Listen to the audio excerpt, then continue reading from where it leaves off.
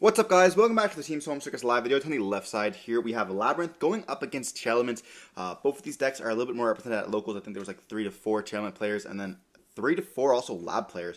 You know, Lab being very cheap if you already own Mulch Armies and the Impulses, which are going to be the big expensive cards, but it does not get hit as much. It's the same kind of concept that we see with Centurion. We are going to be seeing Labrynth going to be forced to go, second here because Tearlament did win the die roll here, and we are going to be seeing them drop a copy of Mulch Army right off the bat. Now, Tear is in a really interesting spot this format because a lot of players are playing those combo decks, and like Full Roast and the Prolia can hurt the deck quite a bit. You know, you have Tear Cash, you have even just Fenrir's, just like that. You have your normal summon. Obviously, every deck has your normal summon, but like, there's a bunch of stuff that you can do. But like, you can also play during your opponent's turn with like Scream and stuff like that. So we do see a special summon out of the Fenrir, which is going to allow us to draw one card off of that, and that's going to be at least 2 draws now from the hand with that Prolia.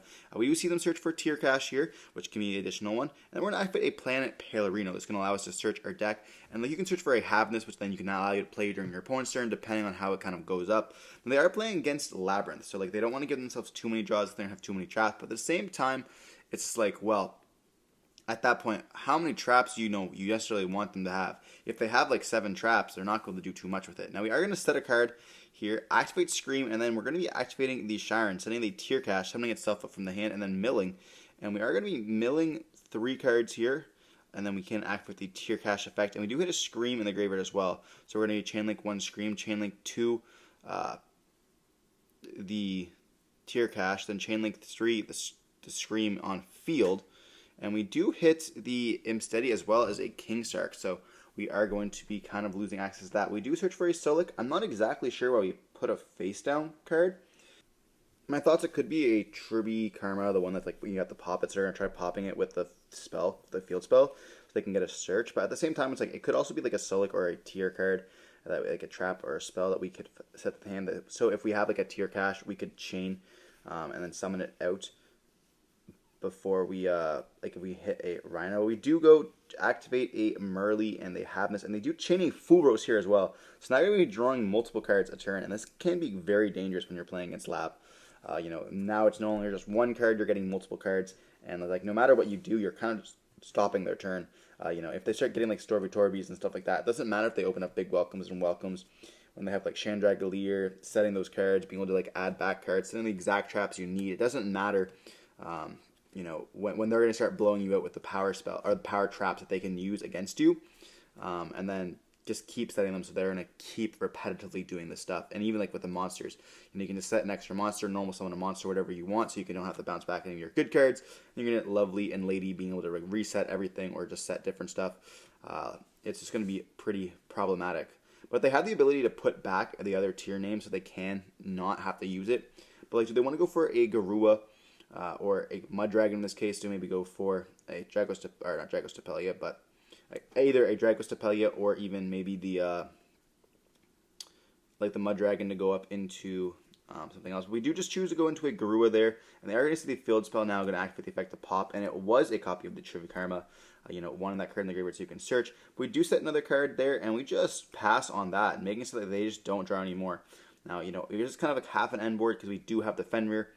But they activate a Kuklock here, which means that it's most likely going to be followed with a Chandragalier or a Storby Torby, which you are going to see them activate using the Storby Torby, setting another copy of Storby Torby there, leaving just 2 cards in their hand. So we now can set a big welcome, and we're going to be seeing the Chandragalier, or the Kuklock, I should say, attempt to summon itself out. And now we will be able to activate a trap once it does summon itself onto the field here, but we are going to chain Medora to put back all 3 copies of themselves, and make it so that they just don't get that summon, making them have to kind of force to use a normal for next turn for that big welcome as well. I mean, they did a pretty good job handling the end board there, but we are going to just pass turn. Now the Kuklock kind of just did not really do anything, but it did force out the way to get that Medora to be shuffled, to be used. Now we are going to activate Lab, which is going to now make us, I think, pop additional cards whenever we activate a big welcome or a welcome Labyrinth. And we do normal summon out the Chandragalier.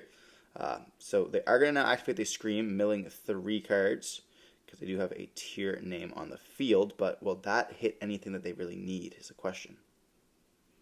And they chain a big welcome to that. And there's nothing we can really do here. So we're going to be seeing the Lovely being summoned, bouncing it back, and they're going to be popping the Scream on the resolution of the Big Welcome, making so that Scream does not now resolve. They can activate the Scream effect, allowing them to search, but Lovely will be able to activate as well here. Is Chainlink 1 going to be able to pop a card on the field? Now this might be a very good time to use that Solic, but it can be kind of problematic there. So we are going to be seeing the Solic going to be activated, going to be negating that Lovely.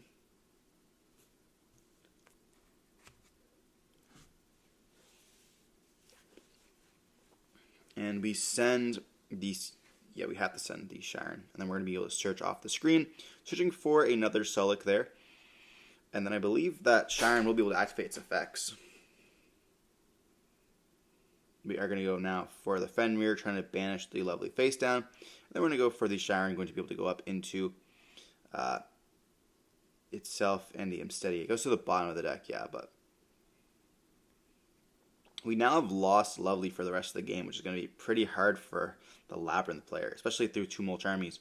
We now go for the Mud Dragon here. Tear Cash is now going to pop not Tear Cash. The Field Spell is going to now pop the Lab Field Spell.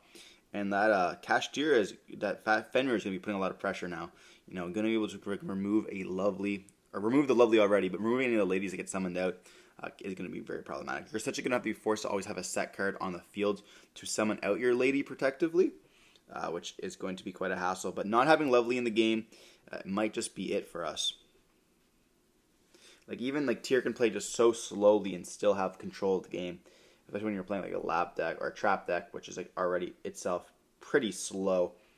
But Labrynth's very fair by making you discard other cards to kind of go plus. We saw there, they had to kind of exchange 3 cards to get that just 1 trap set, and then just being able to shuffle it back with Medora, put them essentially back a whole turn, making it so that it's not even a quick effect anymore. They have to wait till their turn to activate a trap. Now it is 1 turn earlier when you're not playing, but going 3 for 1 is not a good exchange in Yu-Gi-Oh! But they are thinking on this, so maybe they do have another play. Now they have already normal summoned the Chandragalier. It did get added back to the hand, but we're going to be seeing the Arias can activate, allowing us to summon out another copy of Chandragalier. And now they're going to go for a Typhon, but we didn't touch the extra deck twice. Only touched the extra deck once each turn. So that's not exactly supposed to be made, but it doesn't look like it's going to change the game that differently. So we're going to be setting another field spell, which is most likely the Tier field spell here. Now this is going to allow us to activate Nessie right off the bat. We know that the Solic is the other card in hand, so they're going to have a 50-50 chance of hitting this and getting a draw 1 alongside a search with that Solic. So we do draw, and then we see a search. Most likely searching for a Rhino Heart here, because we need a normal summon to kind of dump anything. But they are looking at the copy of Shiren as well. We do decide to add the Rhino Heart after all. I don't know exactly what the send is. Now, we also have the Tier spell to be able to add something else. And we have the Tribute card be able to activate, allowing us to search. And we're searching for a Scream. So we're going to be mulling at least 6 cards here.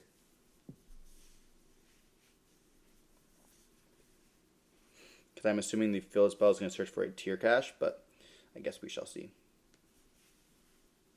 We're going to activate a Scream, and then we are going to normal summon the Rhino, activating the effect Chainlink 1, then Chainlink 2, and we do hit here another Steady, and I think Nessie, and then something else, and we do send the Havness to the graveyard off of that Rhino Heart. Then we're going to see the Havness effect going to activate here, allowing us to put back, and we're going to chain the Solic. So that's going to allow us to send to negate the Typhon so we can make the Kaleido Heart here. And then we're going to be seeing the Kaleido Heart going to activate, allowing us now to shuffle back because it is going to no longer be negated off of that Typhon. Then we activate the Planet's spell, allowing us now to search for, I'm going to be assuming a Tier cache, but we end up searching for Shiren instead. I mean, I guess this can just summon itself out, and then we can always go for the our copy of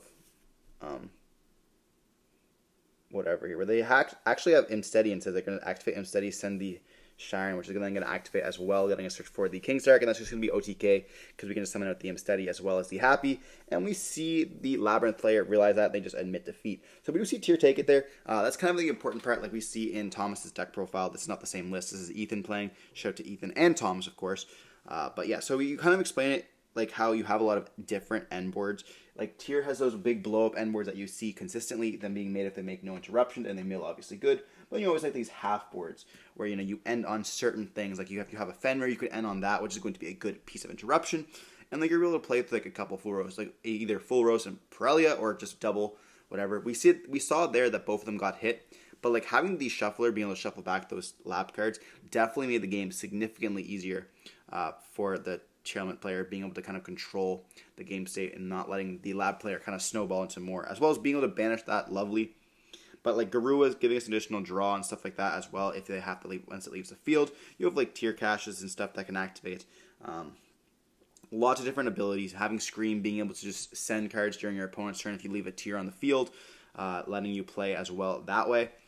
A lot of it, just like lots of different ways you can play that you don't have to go like full balls to the wall, turn 0 if you get hit with like multiple copies of Multi-Armies and stuff like that. But we are going to be diving on to game 2, most likely Lab going to end up going first, and we're going to see a lot more of those trap cards being kind of focused for the Tearlament. Like we can see a DDG perhaps being sided in, or maybe even having multiple copies of it sided in as well. But we are going to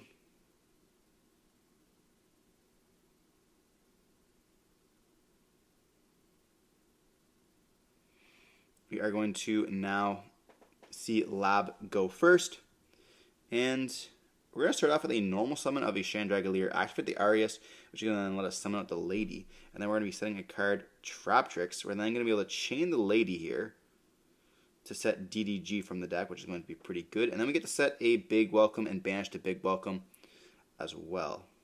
Now, we can activate the Big Welcome because of Traptrix here, and we don't see an Ash to that, so we're going to be able to summon out a Lovely from the deck, bouncing back to Chandragolier, and then we're going to be able to see the effect of Lovely pop a card in their hand, as well as reset the Big Welcome.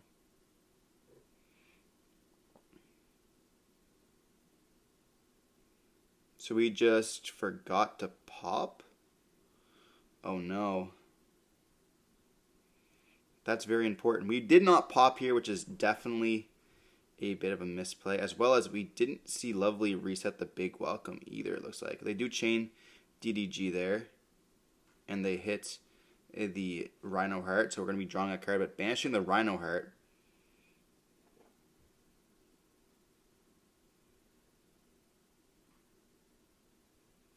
Not exactly sure why we didn't do Lovely's effect at all. We're going to be setting 2 cards and just passing on this. I mean, DDG is so strong in this deck, or like against this deck. We are going to be seeing a Big Welcome being set, bouncing back the Mothman here. I'm not exactly sure why we're doing that, but we're then going to be able to activate the effect of Lovely, destroying, and we end up hitting a Heartbeat there. And then we just pass turn on that. Maybe there's another Big Welcome set, which is why we didn't set it. We do activate the Extravagance right off the top. This is going to allow us to draw 2 cards. Then we're going to go Lovely to reset the DDG. The Lady's going to be put in the attack position here. And we are going to normal summon out the Chandragolier once again. So that could be a Big Welcome set. We're just going to go Battle Phase and attack with all of them here, and then take it all. I mean, dealing some damage. I'm going to be assuming that the last card is going to be a Big Welcome, but they do chain. They go Chandragolier sending the itself alongside Sorbator. They do chain a copy of Cloud with the Grave and negating that, and then we see the tier player scoop it up. Okay, yeah, they had Cyclone there, so maybe they should have Cycloned it, but I think there's definitely a bit of a misplace. I'm not exactly sure what. Like looking back, I don't know why we didn't Lovely pop turn 0. Maybe we were hoping that they didn't hit one of their lab cards or their tier cards. If we had a tier card and it triggers, it gets them to search. They're not gonna I feel like you definitely just risk it. Like if you hit one of their traps, and I guess you get to search for a monster. But like at that time, it's like, well, you know, I personally, I would just risk it. Like you're not getting played into Havness unless they search for Havness, and then you don't get to reset your big welcome. But you don't reset it anyways there, so it's like there's definitely no point. You definitely should have reset the big welcome. I think, you know, being able to summon out, pop another card. Now I understand the reasoning of like, oh, well, I wanted to activate big welcome in the graveyard that turn, to be able to bounce one of their cards that I felt was pretty important to bounce. That definitely is a pretty important thing that you can do, but I find that it's not really worth it a lot of times, especially if you're going to get a mandatory pop out of the lovely anyways. And I know you get the bounce and the pop, so like, you know, you could debate that it's not really the right choice, but at least resetting the trap trick so you can activate another trap from the deck, like a D-barrier if things go wrong. Any kind of like just trap that you can even just activate immediately during your next turn, and then that's going to let Lovely be able to set another trap, or Lady let set another trap, which feels like kind of nice. We are going to be diving back into game number 3 here, with Tier finally going back to going first, but will the lab have maybe any Mulch Armies to kind of interfere with that? We do see a special amount of the Fenrir once again, activating the effect, allowing us to search for a Tier cache. The fact that you can search for Tier cache, in this case, is going to be another Tier searcher card. It's like low-key crazy. Alongside there's the Fenrir being a crazy piece of interruption as well. Feels very nice. We're going to see him steady send itself alongside the Tier cache, allowing us to search for the King Sark.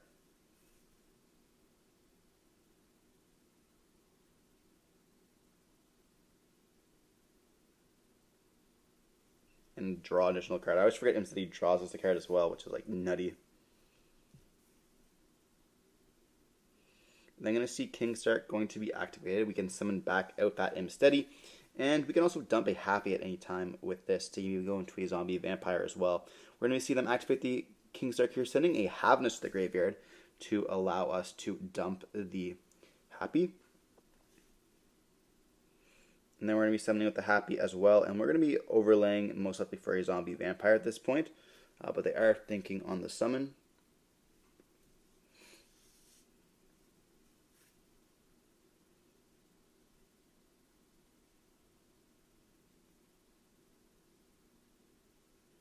I wonder what they potentially could have. It's going to be good, so we're going to go overlay up into that zombie vampire. And on the summon, we are going to chain the Arius here. That's going to allow us to summon out or activate the Lady as well. And we're going to set... Is that a Daruma Cannon here? It is a Daruma Cannon. So we're going to activate Daruma Cannon. They're going to have no interruption to that. We're going to chain the we're going to chain the Lady here, and I think that's set either a Big Welcome or a DDG, and then we're going to be flipping everything face down, making it so that zombie vampire cannot mill, which is actually very, very well thought out here.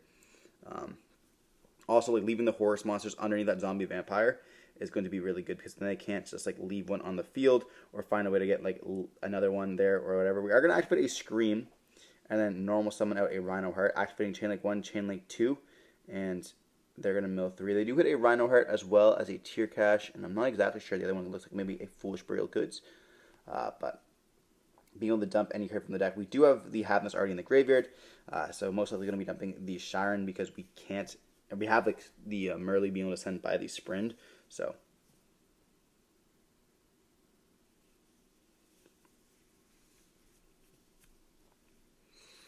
But they are thinking.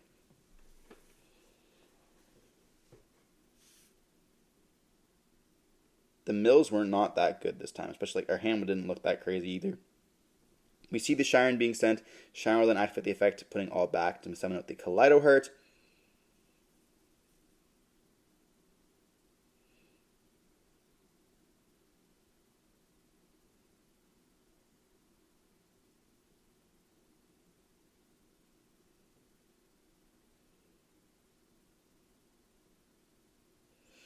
And Kaleido Heart can spin back the Lady to the deck.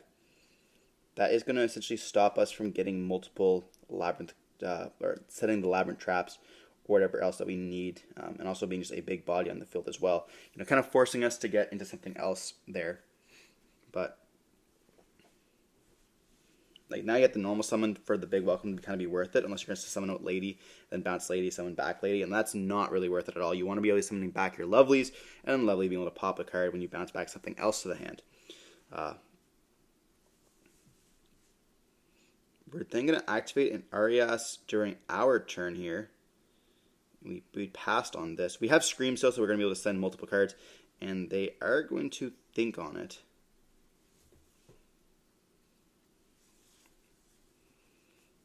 And then we're going to be seeing them. We're going to set a trap or summon out a Labrynth here.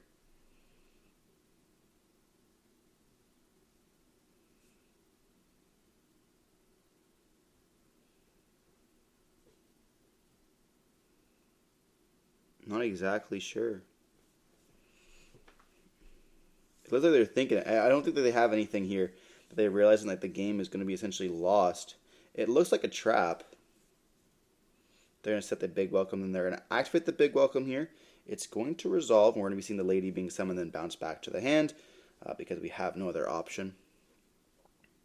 Is that an Ariana instead? Okay, it wasn't Ariana, so an Ariana is going to normal summon itself out, activate the effect, allowing us to search for a Lady. This is essentially the same thing, or the Ku-Clock in this case, where then activate the Ku-Clock, and then we set a card. We then activate a Welcome Labrynth that's going to resolve, and that's going to allow us now to summon out either the Lovely or the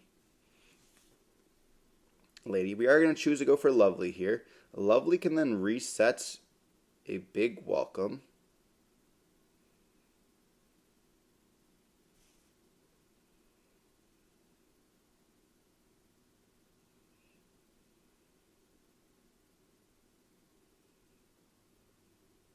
We're going to now activate the Scream. We do chain DDG, so we're going to get rid of a Mothman, a Medora, and a Trap here. So we are going to get the Trap effect, but we do get rid of the Medora permanently, which is quite nice, making it so the Shuffler cannot be used. I do like that. Like, I think the Shufflers are just so broken. Honestly, like I wish that they all got banned. I hate those cards so much. We're going to be seeing a Rhino Heart being searched for the follow-up turn here off that trap that got sent. So we do have a pretty good kind of board here, but like Lovely is going to have to set a Big Welcome or something, or choosing to set the DDG as well. So we're going to try to go for Big Welcome Bounce. That's going to pop Lovely, or it's going to get Lovely to bounce, and then Welcome will be able to set itself and stuff like that. So we do have lots that we can do, but it's still going to be an uphill battle. Like, Tear's going to be able to mill so much, especially with the consistency that they have, and having Rhino Heart in the hand already. It's like, we're going to be essentially winning this game no matter what at this point. They're going to be forced to go like an early Big Welcome to bounce something back, and then it's just not going to get the kind of like the goal they really want. They do go Battle Phase and attack into the Rhino Heart.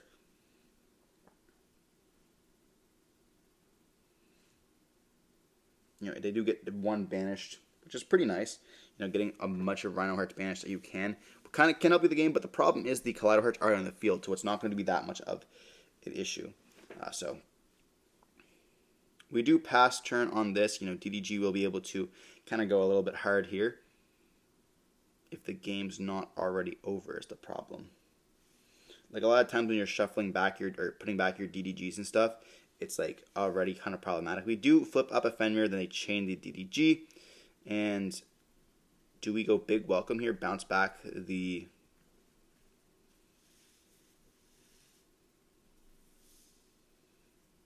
flip up the Zombie Vampire here. Now Zombie Vampire will banish all the cards anyway, so we may not even care. But we're going to go Big Welcome, bounce back the Zombie Vampire. That can't be right, right? Because now we're making the Steady and the Happy go to the grave.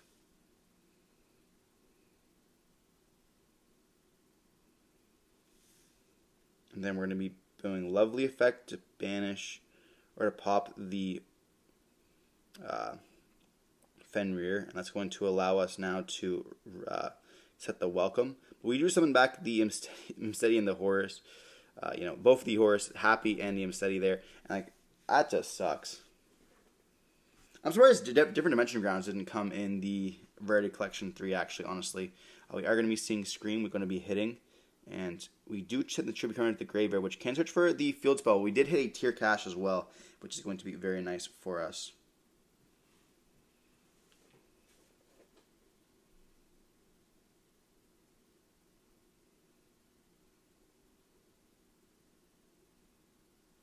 There are no battle phase and attack. We can send the cards to graveyard even though that we don't have a higher attack because of the field, not the field spell, but the spell effect, the King Sark effect. And we are going to be seeing the Lovely going to be banished once again and dealing a bunch of damage, being able to attack over the Ariana, as well as Kaleido being 33. And this is going to be a problem once again. Now we have lost access completely to our Lovelies, in both games here. I guess in the first and the third game. So now we're going to be in a very hard position where we're going to be kind of relying on the setting of the Lady and resetting the DG, where they already have all their cards kind of going for them. Unless we can find a way to get rid of the Umsteady and the Happy, they're going to always keep coming back. So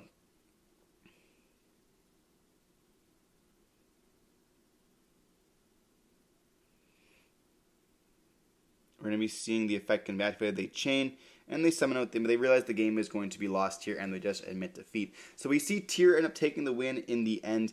Unfortunately, DDG was just not strong enough against the lab player, or for the lab player there, being able to get your kind of resources off going automatically, and then snowballing off of that. Having Fenrir and having stuff like that, being able to hurt them, especially with flipping face down that zombie vampire was a very clean play by Labrynth. But it just was not enough to get there, unfortunately. Regardless, hope you're watching the video. Don't forget to like, comment, have some more content like this. Stay safe. Peace.